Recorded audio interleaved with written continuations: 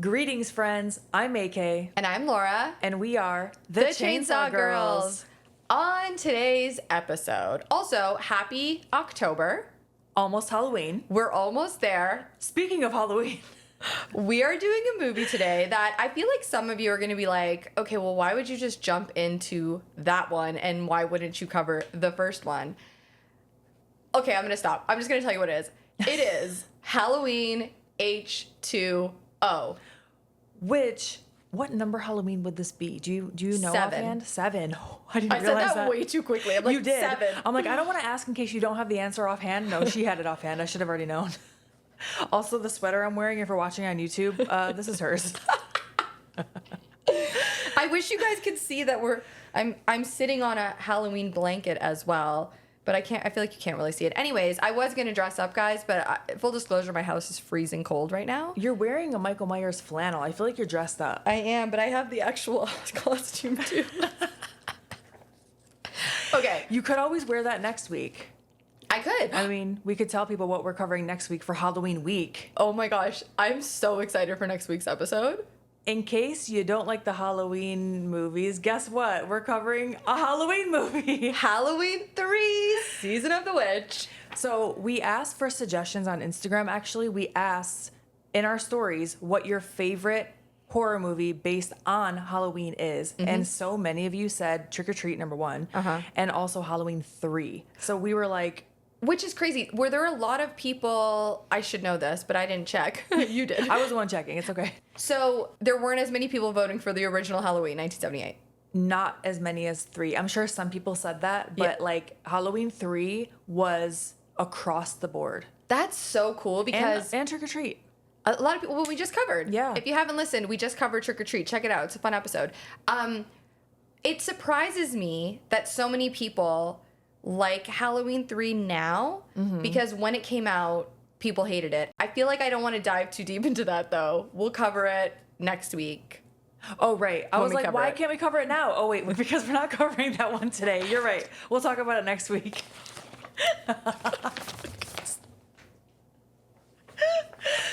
Halloween H20 is what we're covering today, or Halloween 7. I need to number them in my head. Yeah, I get that. And I know I'm also not going to dive too deep into this, but I was asking you a million questions earlier today about the Halloween timeline and what is connected to what, and it's very confusing to me to follow. Yeah. And like you were telling me, it is very messy. Yeah, the timeline, I mean, it just depends on like what version of the timeline you're following, because the first 2 movies happen the same night, and then it gets kind of weird because then there's Halloween 3, which they just went in a different direction with that, thinking that they could make a Halloween movie without Michael. And I get what they were doing, but a lot of people didn't like that. And then you get 4 and 5, which doesn't have Laurie, but it does have connections to Laurie. And then you go into 6 and there's cults. So once you get through the first like 6 of them, I imagine that H20 is a direct sequel from part 2. Okay. Now, Halloween experts, I do not pretend to be one, but Halloween experts may say something different. Okay. Compared to me, you feel like a Halloween expert. I just really enjoy Halloween. Yeah. I love the first Halloween. It's definitely one of my favorite horror movies of all. It's a great slasher. But the timeline is messy. And then you go into the reboots. There's so many reboots. We got the Rob Zombie verse. Then you have the other reboot, which is Halloween Kills, and Halloween Ends, which I will not be discussing. I feel like the meme of the lady with like the math equations in front of her face right now, like... Okay, can I tell you? Do you know for the longest time, I'm talking like last year, I figured out that wasn't Julia Roberts. Wait, what? Julia Roberts, the blonde lady? What? I thought that was her ever since I ever saw that meme. If you would have said Jessica Lange, I would have been like, yeah, okay. But Julia Roberts. I don't know, something in my brain went, that's Julia Roberts. Okay. Okay. You know, sometimes our minds just make it up for us. Guys, full disclosure, we've been recording for a couple days. We're a little delirious. Yeah, record amount of episodes we've done so far. We've had a blast doing them though. Yes. And this episode will be no different. Yes. Okay, let's hop into the IMDb. Yes. Right? Laurie Strode, now the dean of a Northern California private school with an assumed name, must battle the shape one last time as the life of her own son hangs in the balance. This is 20 years since she was attacked. Correct. In Halloween, the first one. Yes, and maybe the second one because it basically happens the same night. Okay. It had a budget of $17 million and it grossed $75 million in the box wow. office. So that's a big, that's huge. Was this movie well received when it was released? So it did have mixed reviews. I think part of it is because of the mask.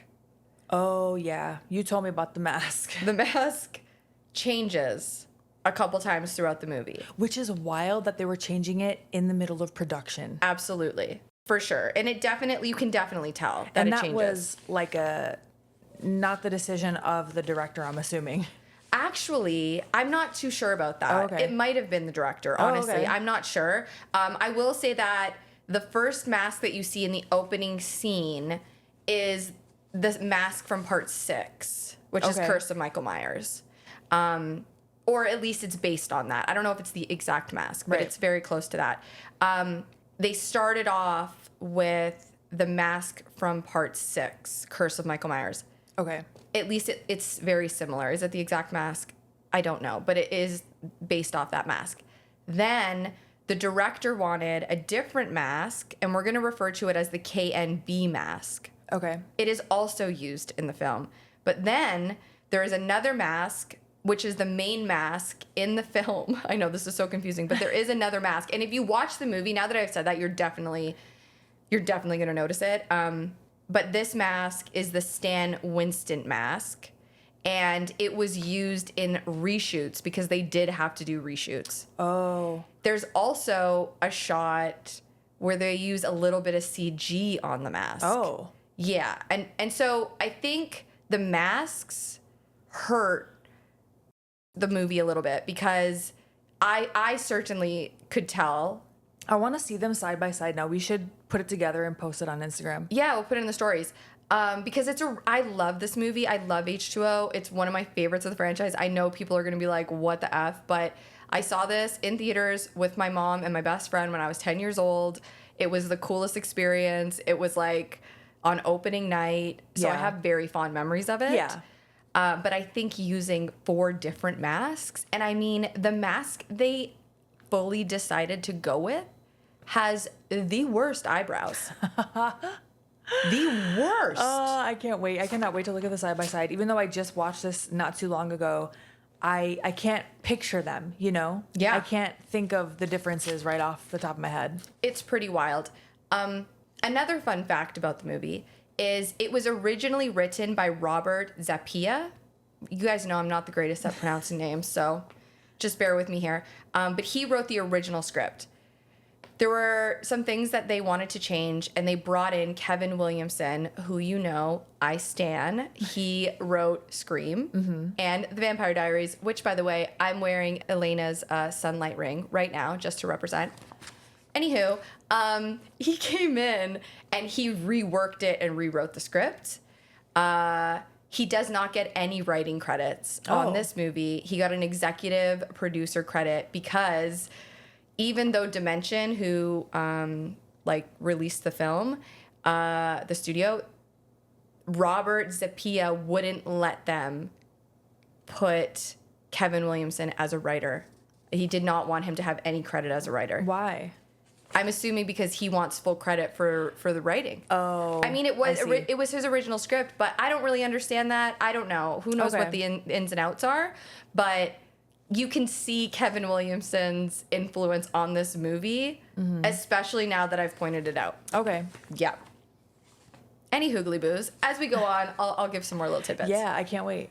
So should we get into it? Let's get into it. All right.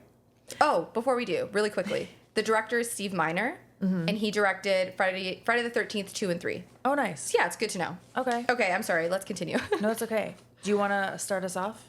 Well, it's yes, I do. Let's go.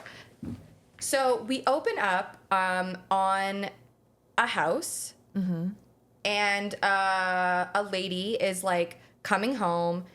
She appears to be like a nurse of some sort. I think she's dressed kind of like a nurse. Yeah. She goes up to the front door and she realizes that it's open. Yeah. And she's like, well, that's strange. And her porch light is broken. Porch light is broken, right. And so she's, right away, she's like, okay, it seems like someone has broken. Yeah.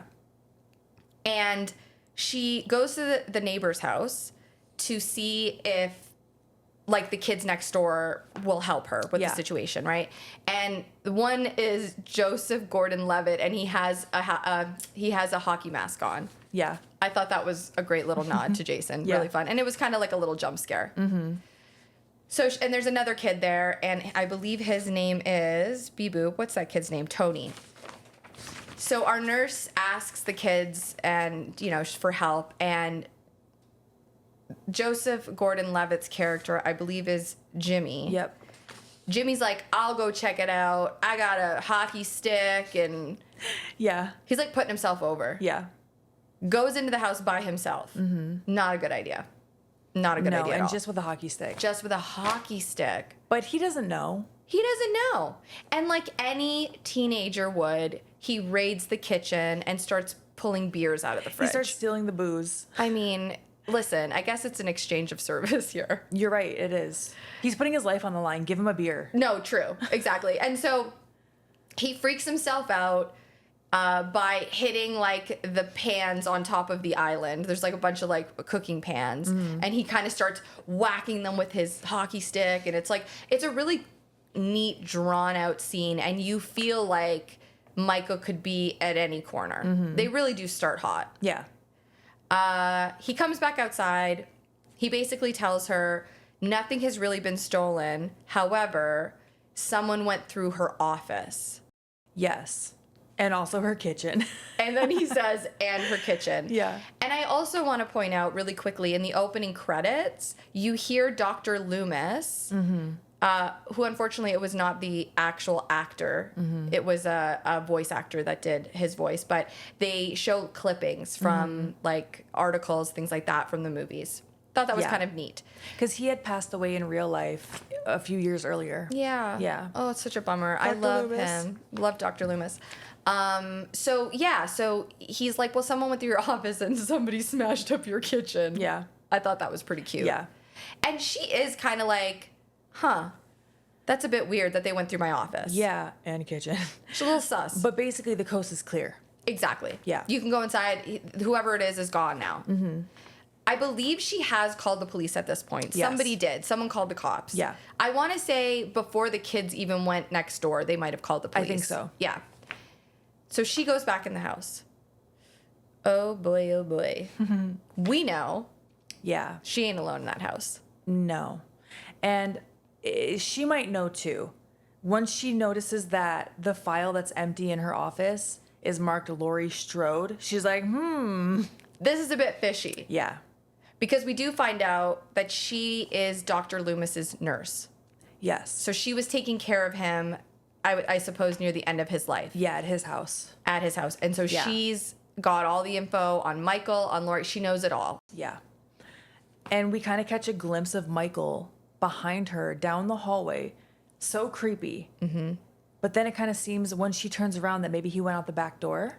Yes. There's a see- bit of like cat and mouse here. Yeah, there's like an open door. And what I love about this is that she sees that door is open and she's like, bye. Oh, so yeah. she's out of there. Oh, yeah. She runs out. She runs back to Jimmy's house. She sure does. Oh, boy. And what does she find? Well, good old Jimmy sitting in a recliner with a big old hockey skate in his face. I was surprised because I did not expect him to die already in this movie. Which Kevin Williamson, perhaps, maybe, had a bit of influence on that. I don't know. Get a name actor to put in the opening credit in the opening scene and kill them. Yeah, similar to Scream. Maybe, I don't know. We don't know. We don't know. We but just it's like there. to speculate. We like speculation. So yes, Jimmy, gonzo. Tony, also gonzo. Yeah, she opens the front door to leave because obviously she's freaked out. And you said his name is Tony? Tony. Okay. Tony falls on her and has like a knife in his back. That's right. Yeah, exactly. Which I wonder what he was doing just standing there. Did Michael have the knife in his back while he's standing there? I think Michael walked in right behind him. Got you. Yeah. Okay. Might have missed that in the first watch. Yeah. Michael is now in the house. Oh, and boy. she fights back. This nurse fights back. Marion, I think, is her name, Marion. right? Mm-hmm. She fights back. I think she grabs something like a fire poker. I'm not exactly sure what it is. Oh, yeah, that's right. She is. She's really fighting back. She does not want to go. No, and the cops have shown up at this point. So they were called. They were, but they're at her house. Yes, and they can't see her, and she's like by the window. Yeah. She's trying to break the window to get attention, and unfortunately, Michael slits her throat before she can be seen by the police. Yes. We were talking about this in the last episode, that trope of like, help is so close yet so far. I hate it. I know. I mean, I like it. It's a good aspect of the movie, but I'm like, no, like you're so close. It makes me uncomfortable. Yeah. I'm like, oh my God. So now we are going forward to it's a crime scene. There are a couple of detectives. What I love about this scene is the one detective right away is speculating that this could be Michael. Yeah. Because he was alive during the original killings, 1978. And he says Michael would only be however old. Yeah. That he's really wouldn't be that old. He could still be alive and he could still have done this. Yeah. The other detective is like, I don't know about that. Yeah. Like just an idiot, I guess. And he doesn't really care. And I honestly thought these people were going to come into play at some point. Oh, yeah. Even when I first saw it, I was like, but no, They'll come back in the end. They don't. They do not. No. This is just, and when you dig into the reasons for all of this in the movie, they were in an original script that got reworked. I mean, this script was reworked about 1 million times. It sounds like. Yeah. So, anywho. But now we're at current day Laurie Strode.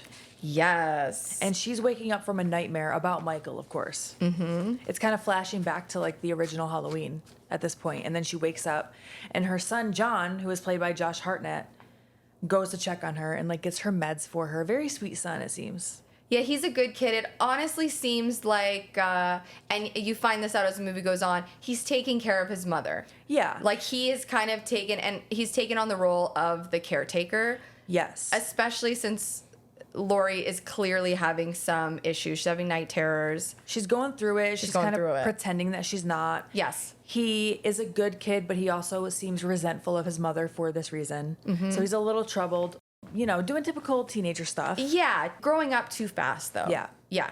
So doing typical teenager stuff. Right. And, I mean, you can't fault him for that, I guess. No, yeah. I mean, I think he had to grow up pretty fast. And it's an important part of the scene is that it's his 17th birthday, and his dad, who apparently is a meth addict and had left them, has sent him a birthday card for his 17th birthday. Yeah. And there's an exchange here where you can kind of tell Laurie is very, very protective of John. Yeah. Doesn't seem like he has many freedoms. And clearly, she does not like Halloween. Yeah. And this was Josh Hartnett's first big role, right? It was. Which I think is such an interesting fact. I had no idea the first time I watched this. Yeah. I think it's really neat. Yeah. The Blade pointed out his haircut many times while we were watching it the other night. Yes. I thought that was pretty funny. It's an interesting haircut for sure. Yeah.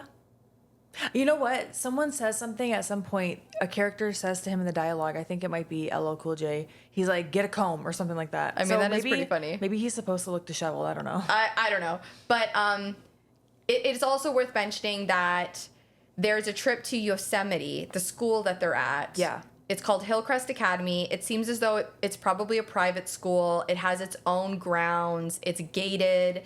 And Laurie is the headmaster of this school, which makes sense that it's so locked down. Yeah. Like she's on top of it. There's LL Cool J is the security guard at the front. Yeah. And the school is going to Yosemite. Yes. And it's Halloween Day. And it is Halloween Day. Which is a very traumatic day for Laurie Strode. Absolutely. And John wants to go to Yosemite. And Laurie is like, hell no, you're not going. I will not sign the permission slip. Yeah, because she's just being overprotective, right? Very like to a fault, I would say. Yeah, definitely. A little too much. So we go to like a rest stop scene here, and we see a mother trying to take her daughter to the bathroom. The first note that I have is, what is that car? Dude, every single time I watch the movie, I obsess over that car. It looks like Lurch should be behind the wheel. So we were talking about it earlier, and the only thing I can think of is they just really wanted Michael to be in a creepy car, because that car, you're like, this came from like 50 years ago. Like, why is this lady driving her kid around in this car? You looked up the car, right? Oh, I surely did. It is a 1956 International Harvester Travail. That means nothing to me, but I saw the car, so I know what it looks like. It's such a funny car to just appear out of nowhere. Doesn't it kind of look like, you know those like hearse cars? Yeah. That are like kind of popular, or they were popular a few years ago. They looked like a hearse. Okay. Do you know what I'm talking about? Kind of. I can't remember the name of them. I'm just picturing a hearse. It's not quite a hearse. I can't think of what the name of it is, but it was like a weird car that was popular maybe like 10 years ago. Okay. It looked like a hearse, honestly. That's what this car looks like, but like from 50 years ago. I just think they were like, well, we can't have Michael driving around in like, I don't know, Ford Mustang, so we have to have him in this creepy car. Yeah, and also it's so funny that he knows how to drive. They do talk about that in the original movie. Like Sam Loomis makes a comment like, well, I guess he learned how. Michael knows how to drive. Yep, we just accept it. Yeah. So the mother's taking her daughter to the rest stop bathroom. The women's is locked, so she's like, okay, we're going into the men's. And I have to ask you, as a fellow frequent traveler, I feel like I try to avoid these restrooms at all costs. These types of rest stops that are like the standalone. Buddy, I wouldn't even go into a restroom like that at a park. Oh my gosh, I try to avoid them always. Oh yeah. I mean, this is like, just to give you some, like a visual, it's a washroom kind of in the middle of nowhere. Yeah. And it's just like, it looks like a washroom that would be in like a campsite, or like, like on an international park or something. Yes, or like at a beach. Yeah. You have to walk a little bit to get to it. Yes. It's disgusting when you go inside. Dirty, not well lit. Yeah. And there's no one around. However, there is a vehicle parked outside this washroom that the mother notices, and she's already a little bit apprehensive about going inside. Yes. So she gets it. Yeah. Yeah, she's aware. Also, I feel like these types of rest stops never have toilet paper or like soap, which they almost, I don't know if this was on purpose, but they kind of show it because the mother passes toilet paper under the stall to her daughter. Yes, totally. Yeah. Very accurate. True to life, for sure. So any mother who's had to take, or anyone who's had to take a child to a public restroom, bless your heart. Them. God bless them. Seriously. Seriously. So they're in separate stalls, and someone comes in and takes the mom's purse. It's so, like, I remember when I saw this in theaters. And I remember like holding my breath and being like, oh my God. Was the purse in the stall with her? It was like right on the floor. But he just reached under? He had to reach in and he grabbed it. Okay, I was thinking, I'm like, wait a minute, was her purse outside? No. Okay. He reached in for it and grabbed it. And she looks through the crack and she can see Michael's mask. Oh my God. So we're like, he's about to kill this family. For sure. And then the child screams. And you're like, oh, and I love, this is such a mother move. Because she's scared at first and she's trying to be really quiet because she doesn't want to draw attention. She's hoping he just leaves. Once her child screams, she busts through that door. I loved it. You got to. Oh, yeah. That's your baby. Yeah. And she does. She goes right out. She bursts through the stall and she opens the little girl's stall and she's like, spiders. So she was yelling because there were spiders on her. I mean, that I would be yelling about the spiders too. So I thought it was so cute. It was so cute. But I also remember when I was a kid and I watched this was how I rationalized that Michael wouldn't kill me. I was like, look, he let them live. He let them live. He's not all bad. He let them live, but he did steal their car. The lies we tell ourselves. I wonder if he left the keys for his car so they could take that one and they weren't stranded. Well, he had a flat tire, so that's doubtful. Well, damn. I love it. So we're cutting back now to the academy. The buses are leaving at 4:15. Laurie is giving like a speech to the students, and they're kind of just talking about going to Yosemite and blah, blah, blah. Yeah. As this is happening, we're introduced to some new characters. Yes. Would you like to recite their names? Sure. Of course, we have John, her son, which already, like, your mom is your headmaster. That has to be tough. She's on him all the time. Yes. Eyes on him all the time. At home and at school. No wonder he's annoyed. Right? Yeah. Yeah. And then his girlfriend, Molly, who is played by Michelle Williams, who has the epitome of late 90s eyebrows. Oh, she does. Yeah. I also don't know why I just said epitome like that. Epitome. Epitome. It's epitome. And Sarah, who is played by Jodie Lynn O'Keefe, and Charlie. Those are the little friends, little friend group. Yeah, they're great. And they're all kind of talking about how they don't really want to go to Yosemite. Yeah, they're not really down. They want to have their own little shindig. Yeah, they want to hang back. And so that's kind of what they're talking about. And because John, at this point, has given up on going to Yosemite, he's game Yeah. to go with them. Yes. After this little assembly, we learned that Laurie is having a sort of, I don't know if it's secret. It seemed secret, but at least like at school, they're trying to keep it on the down low because it's probably inappropriate. Affair with the guidance counselor, Will, or Mr. Brennan. Yes. They're cute together. They are cute. And this is also where we see her secretary, who I believe her name is Norma, which is so cute. She's played by Janet Leigh. Her name's Norma. Norma. Janet Leigh, if you don't know, from the original Psycho. Yes, who's also Jamie Lee Curtis's mom. Isn't that so sweet? Oh my gosh, I didn't realize that. Yeah. I totally forgot about that. Yes, isn't that the best? That makes it even better. It's amazing. I absolutely love it. And we see more of her. But in this particular scene, we just see her kind of say something to Laurie as she's going in through the door with Will Brennan. I love that her name is Norma, like Norman Bates. I know. I Okay, love that's it. cute. Okay. Now we're introduced to LL Cool J's character, Ronnie. He rules. I love him. He just seems so likable in this movie. No, for sure. And I guess he was a huge fan of Halloween. Like Oh, big, when he really? was a kid, he loved Halloween. Oh, that's like the so movie awesome. Halloween, not the event. Probably both. Yeah, I mean, who doesn't love Halloween? That's awesome. And we're introduced to him, and he is reading poetry to his girlfriend on the phone. Well, is it poetry or is it erotica? Maybe a little bit of both. Yeah, I think he's You know what? I kept writing poetry, but you're right. It is more like spicy stories. Yeah, like he's like he's trying to write a spicy novel. Yes. And his gal is like having no part of it. She is telling him straight that it is not good. Yeah, she's not into it, which I feel bad because, like, support your partners. I you do, know? but also later in the movie, she does hype him up when his writing is good. That's true. And sometimes you need somebody. You like know if, what? if I was doing something that was not good, like I know I could count on you to be like, you would do it nicely, but you would be like, Maybe try this. Yeah. Yeah, but his girlfriend, I feel like, was not. oh, she was ripping him. Yeah, a little. And okay, so she like comes around eventually, but he also mentions like we're paying the bills, aren't we? Yes. So it almost, I think she says, you need to give this up. That's what I didn't like. Yeah. You need to give this up. And he's like, we're paying the bills, aren't we? So it's like, let him do his little hobby then. Let him do his thing, but it probably is annoying when he's just constantly reading that to her. She's like trying to make breakfast, and he's like, and then. But and then she slips off her, whatever he was saying to her. Yes. Yeah. So John comes in, and he is asking Ronnie if he can have access to like leave because he wants to go get Molly a gift. He wants to do something nice for her. So he wants to get off campus. Okay. And I was going to call him LL Cool J, but Ronnie is like, hell no, hell no, hell no. But eventually he caves in and he lets him. It's very important because he's not allowed off the grounds. Yeah. And Ronnie, it kind of shows they have a good relationship and that Ronnie's a nice guy. He's good with the kids. He has good intentions. He has good intentions. He's a good person. Yeah. Okay. Now we're going to go to town.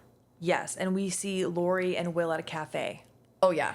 And Laurie is about to drop her lore on Will. Not quite yet, but they're talking about it. She's considering it. Yes. And he knows that there's something. Yeah. She's kind of alluding to, like, my history. Some trauma. Do you think that there are traumatic events that someone can never heal from? That line, I full on have asked my therapist that question. Like it hit me like a ton of bricks when I rewatched it. I like again as an adult. I was like, God, that's so heartbreaking and so true. Anyway, I hope your therapist said yes. she did. Okay. I got a great therapist. Okay. Shout out to therapist. We love her.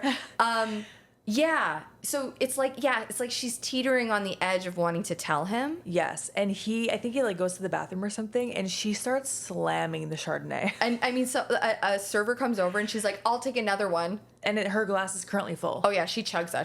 I don't give a shit. Bring me another one. Yeah. Halloween is not her day. No. And then she happens to see her son, John, walking down the street with Charlie. Right. And has Charlie just stolen booze, or is this before? I don't remember. At some point, it's worth noting that that they're stealing booze from the liquor store. He tells his mother that he's having an off-campus lunch, and she's like, you don't get off-campus lunches. Yeah, she's pissed. She's pissed. So they have a little interaction right there. It's a great scene because John really like lays into her. Yeah.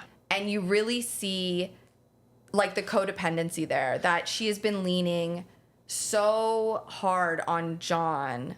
Yeah. And he also tells Charlie right before she comes out, I think, and starts yelling at them that his mom is a functioning alcoholic, which we kind of just saw. That's exactly right. He does. He mentions that. And it also, now knowing that, when we flash back to the beginning of the movie and she's having these night terrors and John comes in to comfort her, you really see that she relies heavily on John because she can't let go of the trauma that she experienced, 20 years ago. I also noticed in this scene that Charlie calls her Mrs. Tate, and that confused me. And so I asked you about it. We looked into it a little bit. And so I completely forgot that she changed her name. Yeah, so after the events that happened in 1 and 2, she changes her identity to Carrie Tate. Yeah. So everyone's calling her Mrs. Tate. They don't know. How I forgot that, I was mad at myself. I'm like, that's like a huge like point of the movie. There's so much more going on. This is true. I mean, there's so many movies too with so much of its own lore. Yeah. Anyway, continue. Moving on. Yeah.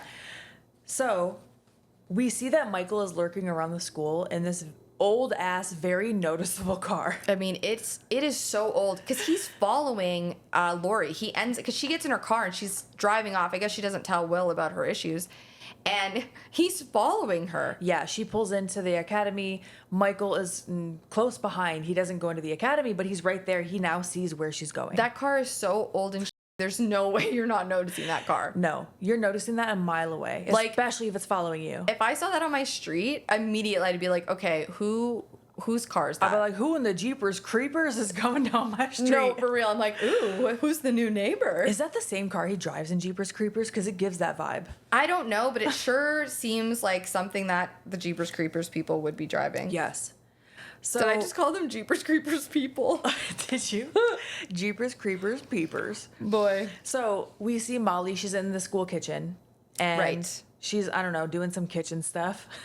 Mm-hmm. And it starts to get a little creepy. Seems like there might be something going on. I don't know. Someone's going to jump out at her. Is Michael in the school? We don't know. Yeah, they do a lot of like fake outs. Yeah. And then there's a dumbwaiter in the kitchen, which is important because it comes into play. Yep. Right now, actually, she opens the dumbwaiter and there's a bouquet of roses. How sweet. Do you say bouquet or bouquet? A bouquet? Bouquet? Bouquet. I don't know. Am I going to say it so many times it doesn't make sense anymore? That's how it feels right now. Sorry. We're going to move on. She gets a bunch of roses and a little treasure map. I thought this was so romantic. So cute. Very 17. Yeah. And she follows the treasure map to find John, who jumps out and scares her, of course, which don't do that part. Yeah, don't do that. I don't like to be jump scared in real life. Honestly, the Blade doesn't purposely do this, but I get spooked really easily. Yeah. I shouldn't even say that, but I really do. Yeah. Honestly, he comes into rooms, I can't tell you how many times I'm like, and I like jump, and he's always like, boo, like, I didn't even jump out at you. Yeah. You know? Oh my gosh, Yeah. that's so cute. And so yeah, they have a little romantic date. It's like, he says something cute. I already forgot what it was. I didn't write it down, but it's like, oh, I realized we never like celebrated our first Halloween together or something. And I was like, oh. They're cute. It's like young love. Yeah. Yeah. Oh, young love. Young love. And then later we see that they're in class together and Molly looks out the window and sees Michael's face peering through the fence. Yes, very much reminiscent of Halloween, the original. Yes. Even if she didn't know who Michael Myers was. Yeah. What the hell is that staring at you through the fence? Yeah, it's definitely creepy. And it's worth noting that they are discussing Mary Shelley's Frankenstein. Specifically, they're talking about like facing the monster. And it's really just, a metaphor for everything that Laurie's experiencing. And she's kind of piecing that together as Molly is very smart and very much explaining to her basically what she needs to hear. Yeah, and you can see it in Laurie's face. She's For like, sure. oh, relatable. Mm-hmm. Yeah, definitely, for sure. Also, I think this next scene is when we start to hear the Halloween song, the theme song a little bit. And this song, my next note is this song gets me so fucking hype. Dude, when you said that, I turned to look at you and I was like, I listen to this, no joke, like randomly while I'm driving my car. If I need to, like, I'll just put it on. I just want to put it on right now. We're not going to, but I want to. I love it so much. Same. Okay. I think the next scene is my favorite scene. Okay. In the entire movie. Break it down. And it is a bit of a jump scare. Uh-huh. Laurie bumps into Norma. Mm-hmm. And they have this lovely scene where Norma is basically telling her to, like, live in the moment. Yeah. It's so beautiful because that is mother and daughter. And I don't know what it is about the scene, but it makes me so happy. Also, Janet Leigh is driving a car very similar to the one she drives in Psycho, and right down to the plates. Oh, really? Yes. I didn't know the plates. I think it's just such a cool nod. Yeah. And I guess that was the first movie that Janet Leigh had done since The Fog. And wow. Jamie Lee Curtis was in The Fog with her. Isn't that awesome? That is amazing. I don't know why it makes me emotional. And you had actually mentioned to me that Janet Leigh here delivers one of the iconic lines from Halloween. Yes, she says, it's Halloween, we're all entitled to one good scare. Yes. Which is the sheriff, I believe it's the sheriff that says that in the original Halloween. I thought that was such a great little nod. It is. It's really cute. And that just makes me so happy. Me too. I can't believe I forgot that they are mother and daughter. That just made me so much more happy. It makes me emotional. I don't know. Yeah. So Laurie, around this time, also changes her mind about letting John go on that field trip to Yosemite. Yes, which I wonder if it had something to do with that conversation and also the Mary Shelley conversation.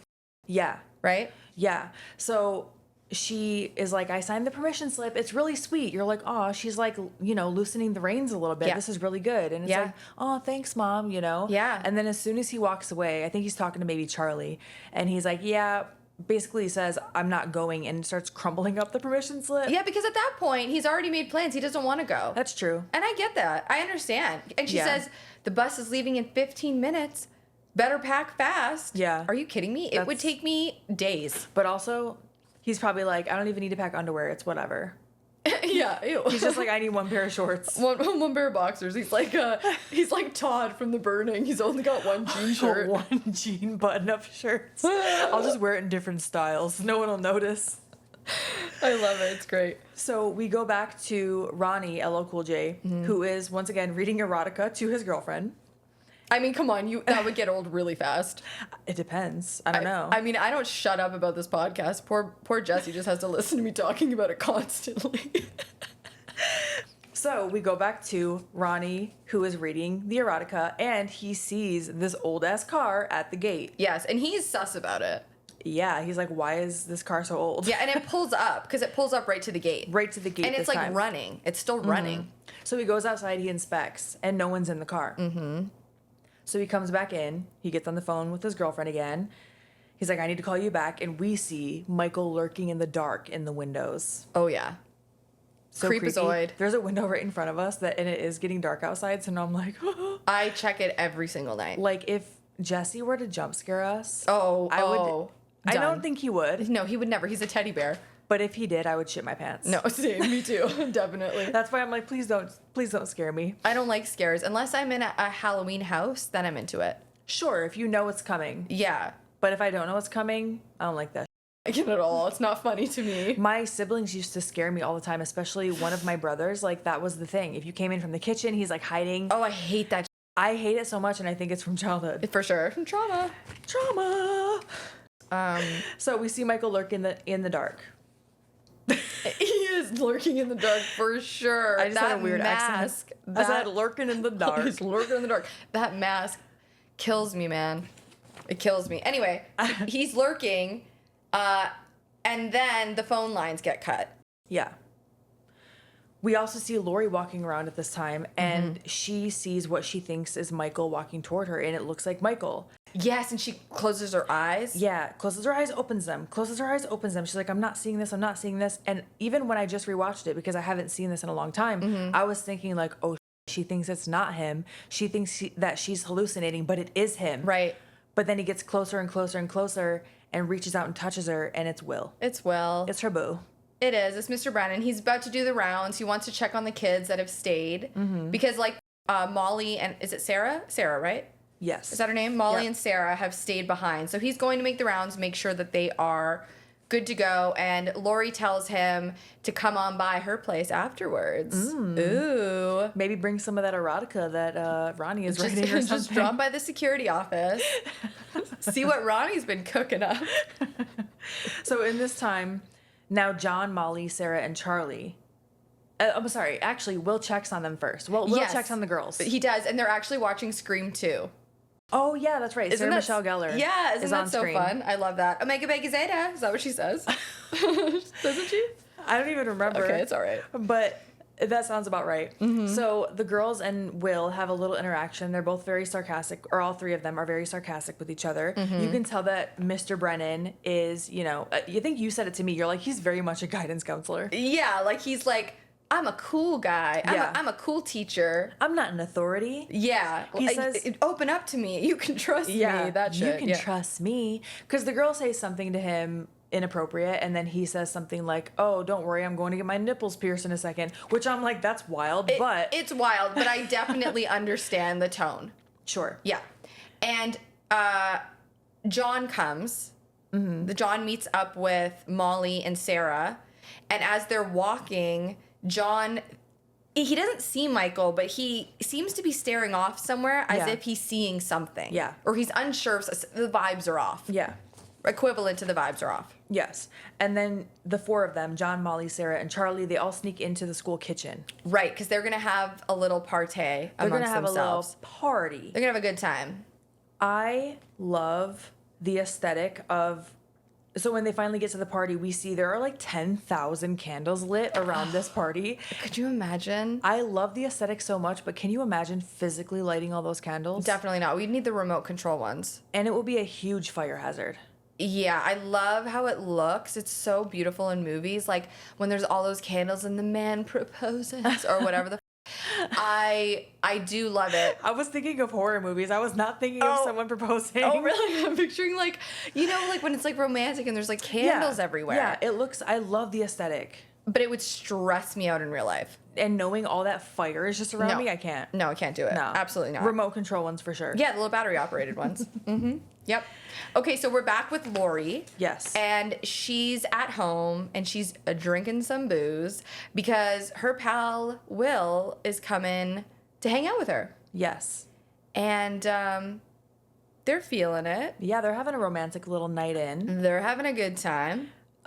Will drops, no, she does. Laurie drops a candy corn in Will's mouth with her mouth. Yeah. And I have to note this because I wrote down that is the only way I would eat a candy corn. Which I was going to ask your take on candy corn. Okay, here is a hot take. This episode's hot take. I don't eat candy corn anymore because there's gelatin in it. Okay.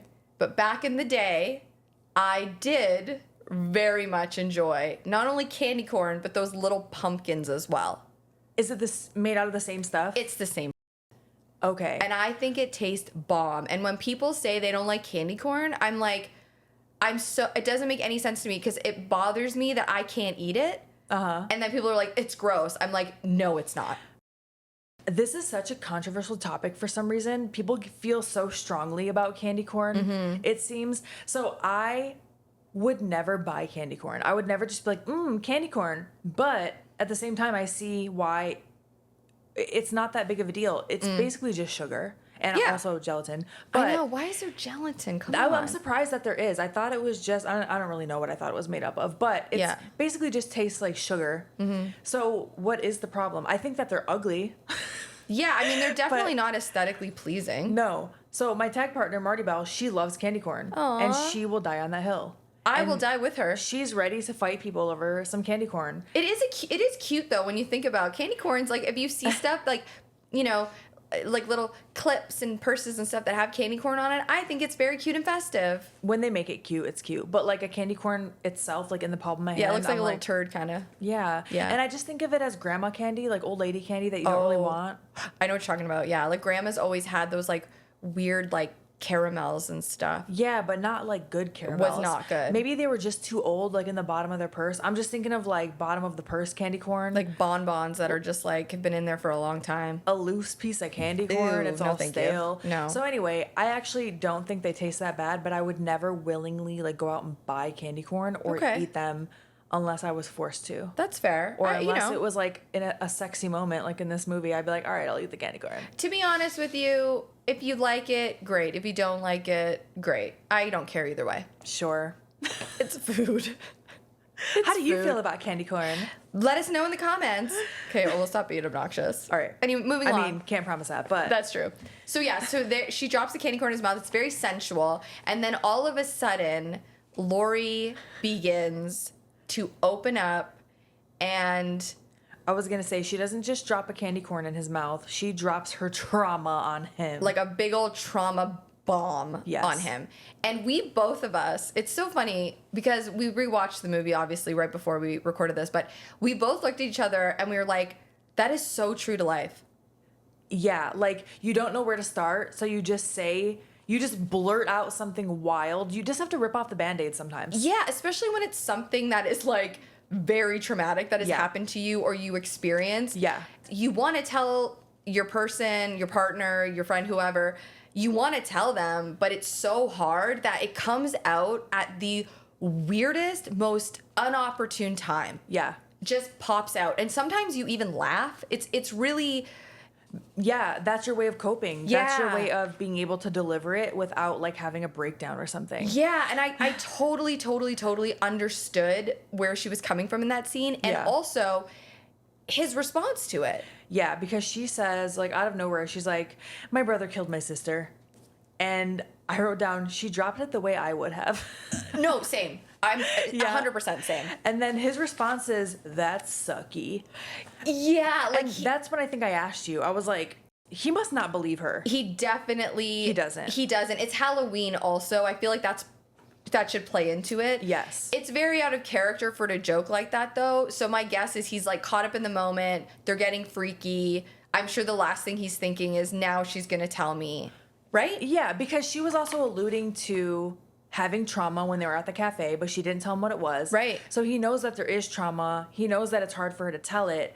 So he thinks that she's just saying something wild to be like, oh, well, it's this crazy thing. He also knew the story of Laurie Strode. Right. He knew what had happened because it was such a big story in that area. Mm-hmm. So he thought that she was just saying some urban legend. Right. I still didn't love the way he responded. That's sucky. That's sucky. If I dropped my trauma on someone that I trust and they said that's sucky, I would never talk to them again. And as a guidance counselor, never again. But I really do think they convey he didn't believe her because then when she starts to tell more, he's like, there is a point where he's like, wait, are you telling me the truth? Yeah, there's a change in his demeanor and then he realizes, no, that is really Laurie Strode. Yes. Because she does tell him, I had to change my name, I changed my identity, et cetera, et cetera. Yeah. So now he knows. Yes. And now we know a little bit more about the changing of the names and all that. Yeah. And then during this time, right after she drops her lore, she realizes in telling him the story that Michael killed their older sister Judith when she was 17, that he attacked Laurie when she was 17, and then she sees the birthday card on the mantle and remembers that it's John's 17th birthday. Now she knows Michael might be out for John. Is how I took that anyway. Yeah, for sure. Which I didn't realize. It's so funny. I should realize this. But, like, I didn't know if Halloween was John's birthday or if he just received the card on Halloween and he was already 17. Yeah. Because he says something like, I can't believe the dad actually sent it, or it's a little late, or something like that. So, but in any event, it is Halloween and he is 17. Yes. Yeah, she pieces just that all together. reminded. Yeah. Like, oh. Yes, exactly. So it's also been, it has been 20 years and she recounts to him that Michael waited 15 years before he broke out of the sanitarium and went for her. Right. She mentions that sometime in the movie. It might not have been right then, but that always stuck out with me. Yeah. You know? So she naturally starts freaking out, and then in this and she straight up pulls a gun out. Oh, yeah. Well, I think was that after she realized that John didn't go to Yosemite? Well, she starts freaking out, and she goes into John's room. Yeah. And she opens his closet and sees all of his camping is still down there. Yes. I mean, Mama Bear, she just immediately grabs a gun. Yeah. Loads up, and she's like, let's go, Will. Let's go. What a mom. So back at the school now, Charlie is looking for a corkscrew for the wine. Yes. He drops it in the garbage disposal. Leave it. Just leave it. Just leave it. You know what? It lives there now. You know what? Don't worry about it. The caretakers will get it. This is a really good fake out because they really build up the tension of him reaching his hand in the, even though I just said it's a fake out, so you know it doesn't actually get turned on. You really think it's going to. You see like the POV from like you are the corkscrew inside the garbage disposal, and you see his like hand reaching in, and you just said you are the corkscrew. I just imagined the paperclip on Microsoft Word with the eyeballs, but as a corkscrew. Yeah. Just in the garbage disposal, like he's like hopping. I'll give you a tip if you just look this way. I have had to put my hand in my garbage disposal at home. And there have been times where I've used tongs because it just freaks me out. I would use tongs every time. Or I guess if it's something bigger, I'm able to do that. But if it's small, I've had to reach my hand in there. Oh my gosh, it freaks me out. I think I've only done it like once. But I'm like watching the switch the entire time. That's bravery. Yeah. Whew. I don't like it. No. And I try to never do it. But really good fake out here. But after he pulls his hand out of the garbage disposal intact, he turns around and he is face to face with Michael. Oh, it's beautiful. We love Michael. Beautiful and terrifying. I stan Michael. We like him. So Sarah's now looking for Charlie. Yes, because he's disappeared. Because I think he was like, I'm going to go get the booze. And he's taking like forever. Yeah. And she's like, okay, Charlie, like, where'd you go, man? And she finds him in the dumbwaiter with his throat slit. Oh, yeah. So Michael comes into the room at this point, and she has nowhere to go but to go inside the dumbwaiter with Charlie's body, which is so. Oh, that's yeah. Just imagine. It really is. No. No, I won't. I don't want to imagine it. And Michael's approaching. She's closing the door of the dumbwaiter, and he does slash her, but not fatally. No, he just like slashes her leg or something. Yeah. And so she goes down maybe like a floor or whatever it is. And you can see his head. He like kind of like peeks out and looks. And I thought it was kind of a neat shot. Yeah. It reminded me of the original when he comes through the closet. Oh, yeah. I don't know, like that just like peeking. Yeah. Like, oh, what's going on? He's just always like, hey. He's like, hello. Don't worry, I'll get you. Yeah. For real. Because as she's getting out of they go down a floor, and then as she's getting out of the dumbwaiter, her leg is kind of stuck underneath Charlie. Mm-hmm. And Michael cuts the rope of the dumbwaiter, and then so the dumbwaiter starts to descend more, and it crushes her leg. It's gross. Oh yeah, it's like if you were in an elevator and your arm got stuck in the elevator, and then the elevator started to go down or up, you would get Which I think a lot of elevators have. It seems anyway, methods in place to where they won't like close on you or they won't do something like that. But I surely hope so. In this case, I mean, how many times do you ever like stick your hand in the elevator really quick to make sure it doesn't close? I do not. She's just shaking her head no at me. No. You know, if it's about to close, I'll just like stick my arm in there. That's really stupid. I shouldn't do that because like you never know. I wouldn't do that. But modern elevators, they will open. I see people doing that with elevators and subways, and I'm like, nope. Not a subway. Not I'm not doing that. familiar enough with subways. I'm just not running for an elevator, and I'm not running for anything, so I'm definitely not sticking my hand in there. I'll like stick my foot in there to stop it. I especially after if you've flown in somewhere and you're just so tired and you're like, no, I don't care. I will fit my suitcase myself into this elevator. Yeah. Okay. But in this case, it doesn't matter because there was just a rope holding this dumbwaiter and Michael cut it. So it's going down. Oh, it's going down, yeah. It's going down. It crushes her leg. And then it's Michael, like her ankle. It's gross. Yeah, it's really gross. Gnarly, man. And then she's crawling out of the dumbwaiter. She can't walk, obviously. Michael catches up with her. And this part, for some reason, this kill, I think, just sticks with me the most. Mm-hmm. He just starts stabbing her in the back while she's on the ground, just crawling away. It's very Michael Myers.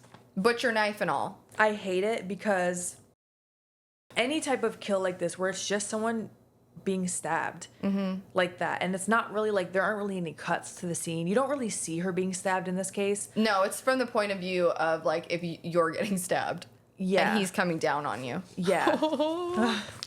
Coming down on you, not going down on you. Whoops.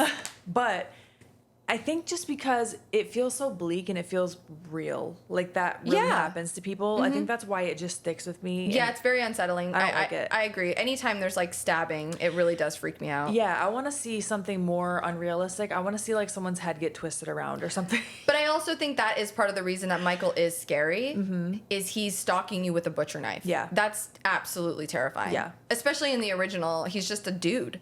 Yeah. Just stalking Laurie. Yeah. It's wild. Okay. So John and Molly now find Sarah's body. Well, first they find blood. Right, Remember, a trail of they find blood. a trail. Yeah. Like clearly she's been dragged. Yes. And it leads all the way to the pantry. It's also worth noting that the power has been cut. Yes. There is no power and there's no phone lines. They open up the pantry door. There's Sarah hanging from a light bulb. Yes. And the light bulb is like exploding. And it's on, it looks like. Which I don't understand because there's no power. Maybe there's a generator. I don't know. But she looked like a cool Halloween decoration. It was actually it's very cool. I thought it was neat. It does look really cool. Yeah. I am kind of surprised that they were afraid. I guess I shouldn't be because they were already in the pantry earlier, presumably. So they would know that wasn't there before. But the way she looks, her hair is like in her face. It's on Halloween. I would think that that's a decoration. Like, maybe if they could see her face, I don't know. I see what you're saying. I really think it's just the point of view of us as the audience. Yeah. For them being that up close and they know her. Yeah. I that's think true. if you were hanging from the pantry, I would know that's you. You were hanging from the pantry. Oh my god. Oh my god. Okay. So yes, they discover the body and Michael catches up with them. oh yeah, he does. And they're on the run. Like they're running from him. They're running. They end up outside at one point. Yes, they get out. They're running outside, and actually Michael catches up with them. He catches up with them, and they get into a fight. Like, they're starting to scrap. Oh, they are like scrapping with Michael. I'm actually impressed with how well they fight back. Yeah. But John does get stabbed in the leg. He does. Molly hits Michael over the head with a rock to get him off of Which John. is so satisfying. You're like, yes, use your numbers. You have strength in numbers, use it. And they did. Absolutely, for sure. And Michael, even though he is like an unstoppable force, you know, he can still get shot, get stabbed, fall. Like, it still affects him. He's definitely delayed at the very least. For sure, yeah, absolutely. So they get away from him enough to go through a fence that Molly had to unlock. So she's using a key to unlock it. Oh my God, this is a great scene. It's an amazing scene. It actually, like, my blood pressure rises watching the scene. It's so scary because she's trying to open up the gate to get to the dorms, right? Because everything is very locked down. She's messing with the keys. She finally gets it. They get inside the gate, not inside the building yet. Right. Just the gate, and she drops the keys. On the wrong side. On the wrong side. Michael is now meeting them at the gate, and they have to back up against the door that leads into the dorm. Yep. And Michael is slashing his knife at them. Like, reached his arm through the fence and is trying to slash him, and he's close. He's so close. And honestly, if this was in like a Halloween Horror Nights house, if we got to live, would that be cool? Okay, so they had a Michael house before. I think I did Halloween 2 was the house I went to. I'm sure multiple times they've had Halloween houses or Michael Myers houses. That sound effect that they're playing this scene, the Yeah, I've been through houses like that do that sound effect, and I'm like, oh, it's awesome. It is very scary. It reminds me of Scream 2. Also, some of the chase scenes, they do use music from Scream. Oh, okay. Yeah.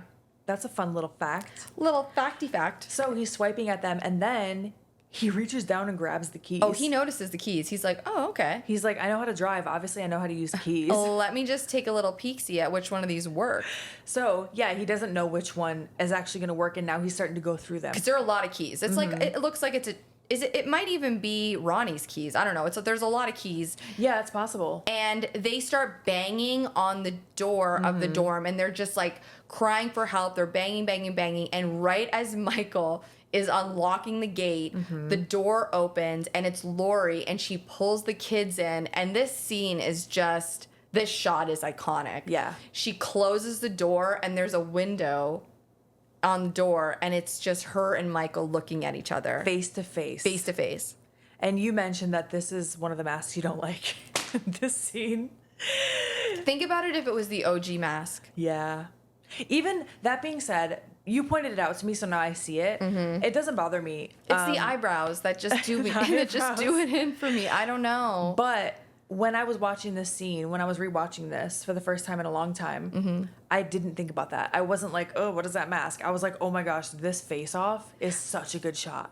It's a great shot. Yeah. It's like, yeah, it's probably up there as like the best scene in the movie.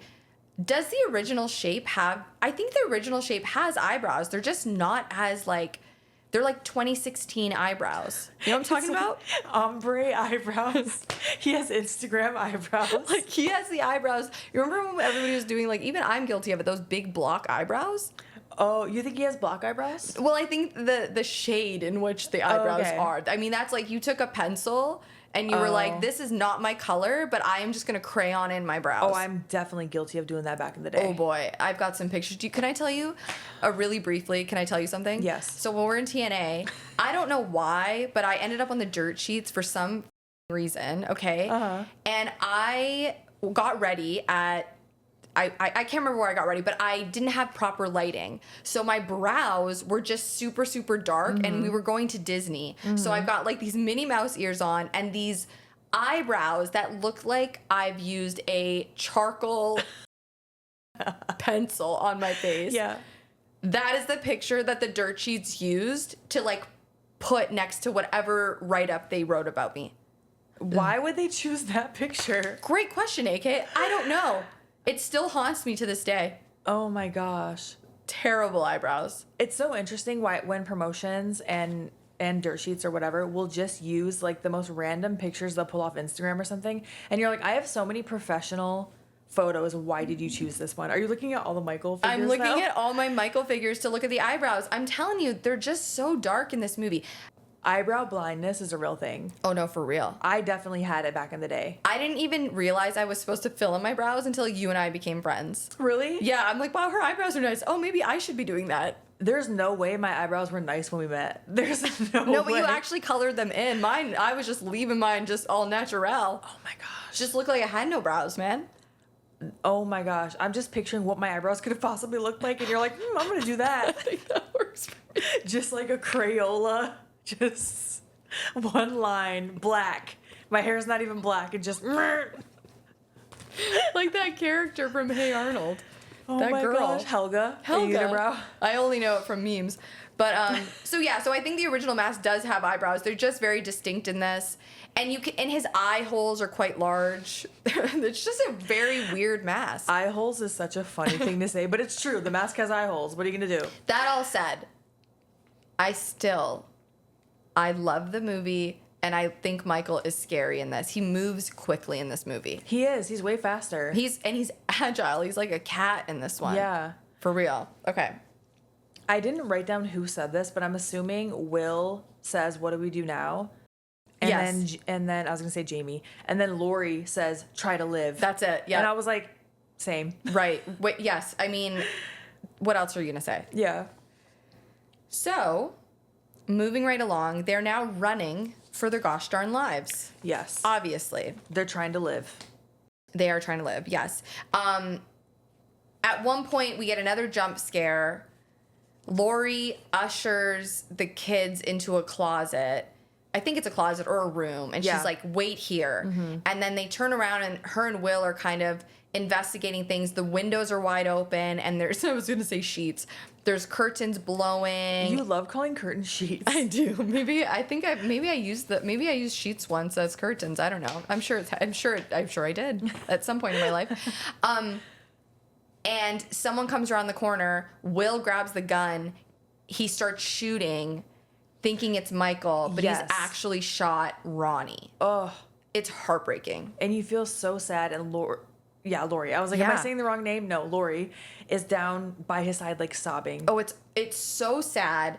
And you don't even really get to fully like grieve the moment because Michael's right there and he sticks a knife in Will's back and then lifts him off the ground like a puppet. Yes, and he's like convulsing. I hate that. It's a great scene. It Great is a great scene, but I hate it.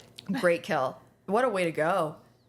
Oh, anytime someone gets lifted off the ground by a weapon, it just gives me the heebie-jeebs, man. Yes, I can, Don't like it. Don't like the feeling. So then Laurie is obviously like frantically trying to like figure out what to do, and she opens up a closet. It's so great. She opens up a closet and then there's a bunch of hangers hanging from the closet, similar to the first one. And I think she says like, closes the door. I thought that was very cute. Yeah. My next note is Laurie bonks Michael on the head. She goes in, she opens up a closet. That closet specifically, she's got blood on her hands, right? She opens a closet. You don't know if she goes in it or not. She doesn't. Michael thinks she does. Right. Michael opens the door and she bonks him over the head with a fire extinguisher. So that was really smart. Oh yeah. She distracted him. Oh, she's smart. She kicks ass. And then she says bonk. And then in this time, and then after this time, she gets the kids out of the closet or wherever she put them, and they flee the house. Yes, they run to the SUV. Yes, and Laurie instructs the kids to drive down the street to the Beckers. Yes. Which you mentioned to me earlier. Casey Becker from Scream. Had to be a little nod, right? I mean, I'm convinced it is. Has anyone ever gone on record to say that? I don't know, but I like to think it is. And we're going to continue to like to think that it is. Because there's so many nods to the original Halloween and Scream, so I just figure, I don't know. Yeah. Connect the dots. Yeah. So Laurie at this point... Oh, yeah, and she's telling the kids, she's like, you got to get out of here. Yeah. And, I mean, the kids are very upset about that, and she's like, no, you got to go. Yeah. She goes inside. I mean, Laurie is out for blood. She is such a bad bitch, especially in this scene. She locks herself in the academy, like, grounds, basically, by breaking the electrical box at the gate. So that bitch ain't opening. Mm-hmm. And then I wrote, or does she lock Michael in with her? Surely does. That's certainly how it seems, because then she, like, kicks in this glass. Oh, no, that's on purpose for sure. Yeah. I think this is her confronting her trauma. This is her confronting the monster. Yeah, she kicks in the glass on, like, this emergency axe and just starts screaming for Michael. It's so badass. She's over it. She's over it. She's like, you know what? One of us is going down. Yeah. She's gotten to the point in her struggle, her grief, her trauma, where she's just like, I have to face this thing. I can't hide anymore. It's life, man. You got to face it. It sucks and it's hard, but... So she goes into the house, and this was wild to me. She walks down the hallway, and then Michael descends from the ceiling from a pipe with one arm. Dude. The upper body strength of this man. The visual is incredible. He comes down like a cat, just like slowly drops behind her, and it's behind her so she can't see it. And it's such a cool visual. The upper body strength that you have to have. How many pull-ups do you think that man can do? He did that with one arm. I just want to really emphasize how difficult that is, even for people who strength train. I can't do one pull-up. No. Doing pull-ups is like a separate skill. It's not even just about strength. There are super strong people that cannot do pull-ups. 100%. And so to descend like that with one arm, I just have to emphasize that. Okay? All the props to you, man. Michael. And I guess a stuntman, obviously, because someone had to actually do that. Right, like it's who so actually impressive. did that though? I mean, we couldn't see his feet, so we don't know if he was like, they were using something, but I'm just gonna imagine that was actually a person doing I like that. to think it was. Yeah.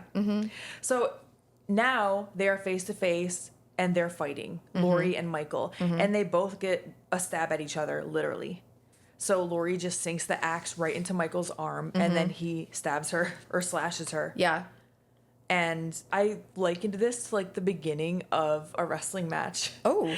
You know, like babyface. Like tit for tat? Yeah, they both get one on each other. And they're almost like at neutral ground Arm drag? Yeah, exactly. Sweep cover. Exactly. There you go. Yeah. That's Michael and Laurie right here, even though I wouldn't say they're babyface, but it's okay. Yeah. Well, some people would call Michael the babyface. That's true. People You stan might. Michael. Yeah, true. Yeah. So either way, they both got to stab at each other, but Michael still seems like he has the upper hand. He's kind of stalking Laurie. For sure. She got slashed. They both got slashed or stabbed, but he's standing and she's like on the ground, crawling away. Yep. But she ends up impaling him with a flagpole. Yeah, it's cool. It is really cool. She like impales him and then breaks it off. Yeah. Which I don't know why she didn't continue to stab him with that piece, but hey, what are you going to do? What are you going to do? So he, of course, seems fine and still has the upper hand here, even though he's been impaled. At one point, she starts running from him, and she runs into a room, and it's just full of tables. Yeah. It's like a wrestler's wet dream. Tables! So she runs in, and she immediately crawls underneath the table. Yeah. And Michael walks in, and he climbs up on top of a table that she's on, and he knows it. And he like peeks underneath and starts. I think she's been like, I don't know. She looks like a ninja. She's like rolling under the tables. Yeah. And he starts swiping down on her, and it's a really cool visual. I remember watching this scene and I said to you, the way he just stepped on the edge of that table and it didn't flip is like boggling my mind. I know, like we know. We're so familiar with that specific type of table because of pro wrestling. Absolutely, yeah. That you know they're not like very evenly balanced. Not at all. That bitch will flip. Yes. And so what he starts doing, once he gets tired of this little cat and mouse game he's playing with her, he starts flipping all the tables over. Yeah. And it's legitimately scary because he goes from like stalking to like rage. Yeah. He looks pissed. Yeah, like he's not playing around anymore. Yeah. And I mean, he's already scary. Yeah. So it's just like we're just dialing it up a notch. Yeah. So after this, they end up like on the upper floor of this whatever room they're in. Yeah. And you let me know if I'm skipping any details. Sure. Because the next thing I remember is she gets the upper hand finally and she stabs him so many times. Like she impales him, right? With the flagpole. And then I think you're right. I think then she stabs him. Yeah, I might have said the flagpole thing too early, but either way. Yeah. I don't remember the exact order, but it might have been tables, flagpole. I think it is. I don't know. I could be wrong too. Yeah. Either way, a fight is ensued and there's tables and there's a flagpole. It's a lot of back and forth, okay? Yes. Think about a wrestling match. That's what's happening here. It really is because the next spot, I feel like, I actually wrote down, this feels like a pro wrestling spot to me. Besides the stabbing, even though, unless it's a New Jack match, I don't know. Oh, you know what? Do you know how she gets the knives? I just got that. You know how she gets the knives? She runs into the kitchen, she pulls out a drawer, and it's filled with, like, butcher knives, and she dumps it. And first she's throwing them, right? She starts whipping knives. I'm like, Laurie, you go, girl. She's whipping the knives at him. He has a knife, and he goes to stab her, and she uses a drawer to, like, block him. Yeah. Brilliant. Yeah.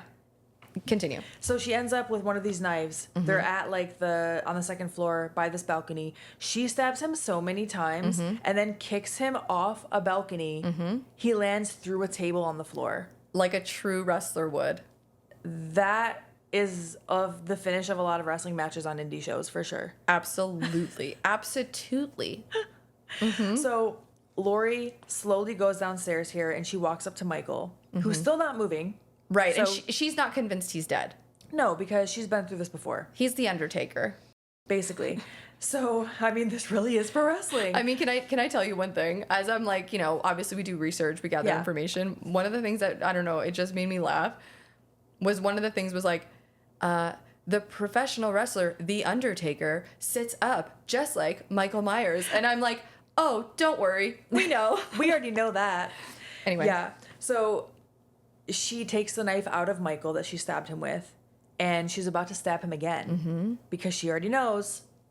This ain't my first rodeo. Okay? That's right. She goes to stab him again, and then Ronnie, who is not dead.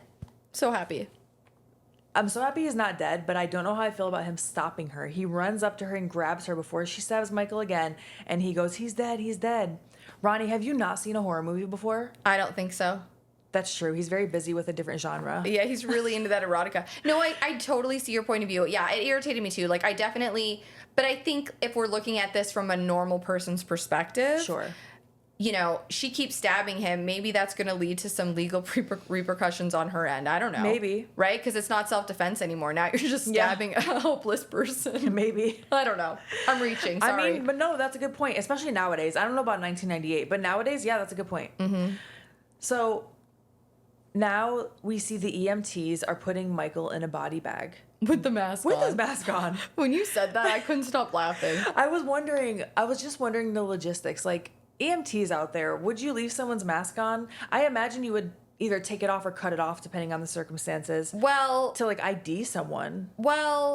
we don't know exactly why the mask is still on. We don't. But I was just curious about in real life, like, would they do that? I don't think so. Especially, like, zipping up the body bag. I don't know. It was just kind of funny to me. But so they put Michael in the back of this ambulance, and then Laurie hijacks the ambulance with Michael inside. And it's worth noting also that the police are there. Like, there are cops, there's fire trucks, there's EMTs, there's like the detectives are there. There are a lot of people here. And she's like, no. She steals a cop's gun right out of his holster. Yeah. And she's like, and she grabs an axe and she grabs keys. And I mean, she takes off in that van. She is determined. She's over it. She's not going to go through this again. I mean, we know that she does. But she is like, I'm not going through this again. Yeah.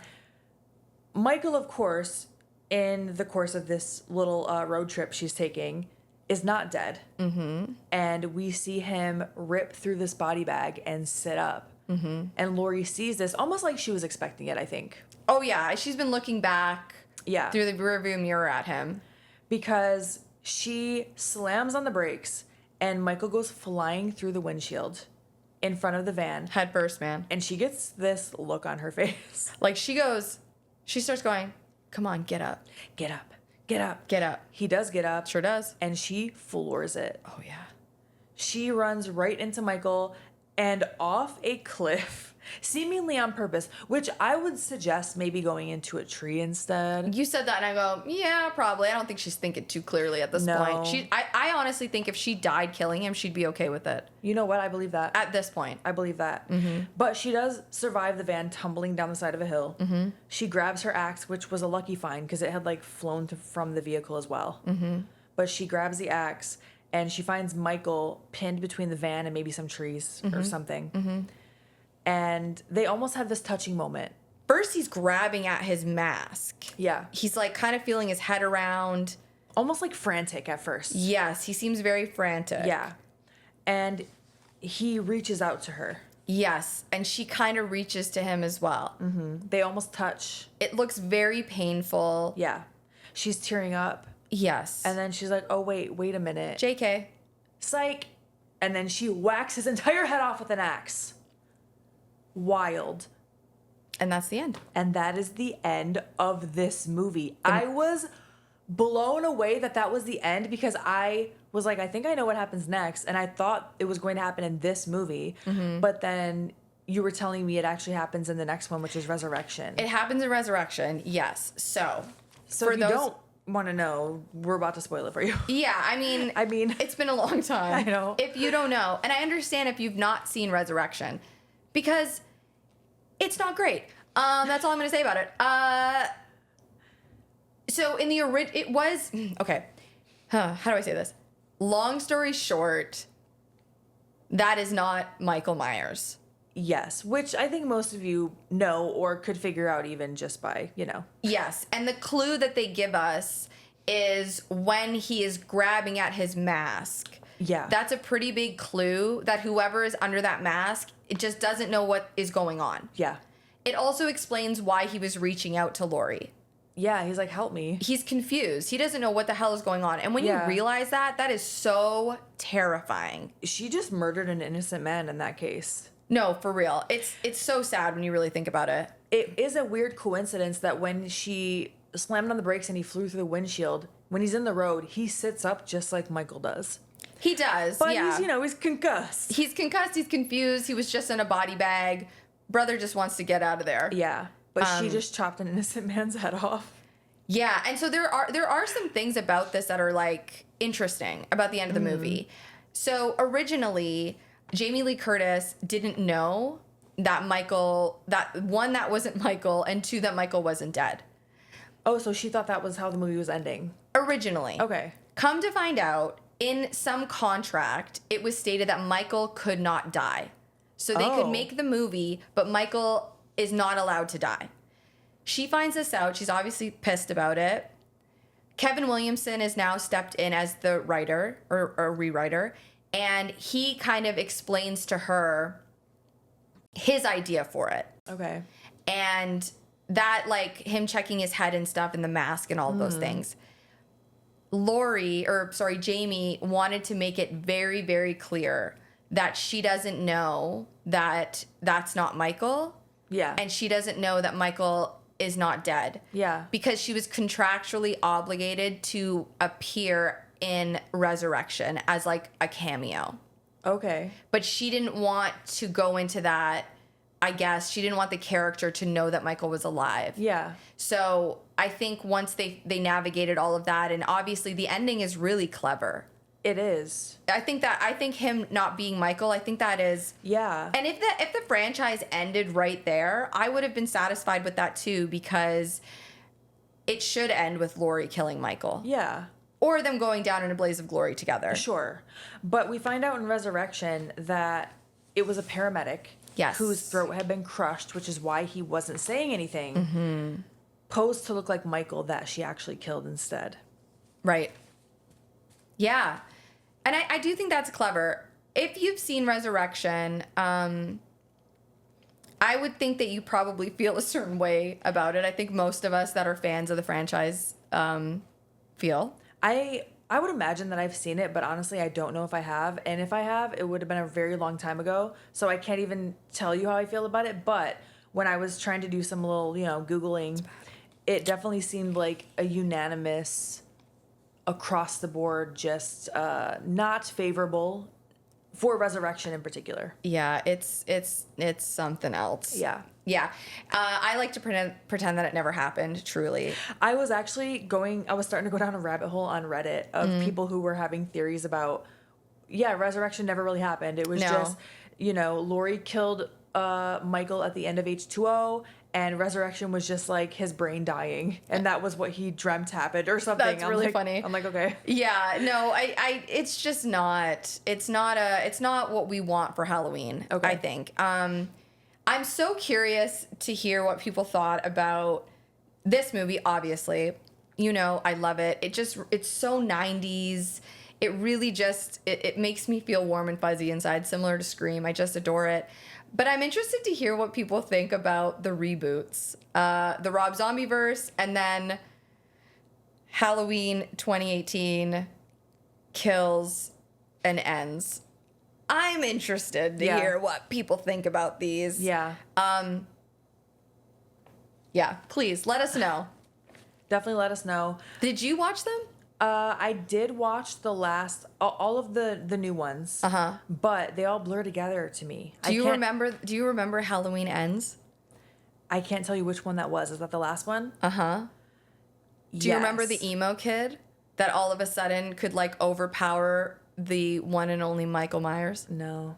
I feel like I have a really bad memory. It doesn't surprise me that you forget it, because it's I watched them. I think I watched them in theaters. I also watched at least one of the Rob Zombie ones. There's more than one, right? There's two, yeah. Yeah. I don't remember.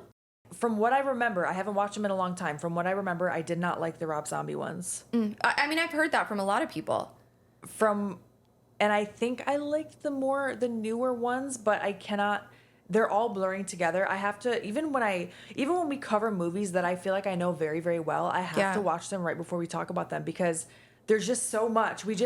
No, me too. Take in so much that it's hard to remember all the details. No, me too, 100%. And there's a difference between watching a movie just because you enjoy it and watching a movie and trying to retain details of everything in it. Yeah. Like some of my favorite movies, I can't fully quote an entire movie. Like my brain just doesn't have the capacity to hold that information, honestly. Even when I'm working on lines, I mean, the amount of work I have to put in to like memorize my lines, that's a real thing. And once it's in there, it's perma. Yeah. It's in there. But I did enjoy Halloween 2018. I thought it was a great homage to the franchise. But man, it goes into some wacky directions. I don't know. I would love to discuss this with some Halloween like fans, because I have some feelings about it for sure. Yeah, let us know. But I do love the originals. I really do. Even 6. Yeah. I know people don't really love 6, but I still, I don't mind it. It's a little weird at times. It's not exactly what I want for a Halloween movie, but Michael's in it. And I just love him. That big old goofball. Michael. Just stalking his sister. Or not. Who knows? Sometimes she's not his sister. Oh. Depends on the movie you're watching. I need someone to like map me out a timeline. I need someone, I've seen a graph before. I need to look it up again of like this movie connects to this one and this is the order. That's where I get really confused and that's where I get lost and I'm like, I'm out. Especially when there's like reboots and everyone's different take on it. And I love that Rob Zombie did make his version of it because he clearly has such a deep love for horror and a deep love for the movies, so I do understand that. And but it is like a pretty crazy like spread if you're looking at it. Yeah. Right? Like as a whole. Yeah. There's a lot. Yeah. And we're going to cover another one next week. Ooh, I love the next one too. Oh my God. I can't wait. You can follow us on social media. We are at Chainsaw Girls Pod, just about everywhere you can get your social media. Yes, and our Gmail is chainsawgirlspod@gmail.com. You can let us know how you feel about all those Halloween movies. And please, if you haven't already, leave us a 5-star review. It really helps our channel grow. And if you haven't already, subscribe to our YouTube channel where we post full episodes. You could watch, you could see us, you could see all our props and such. And, okay, bye.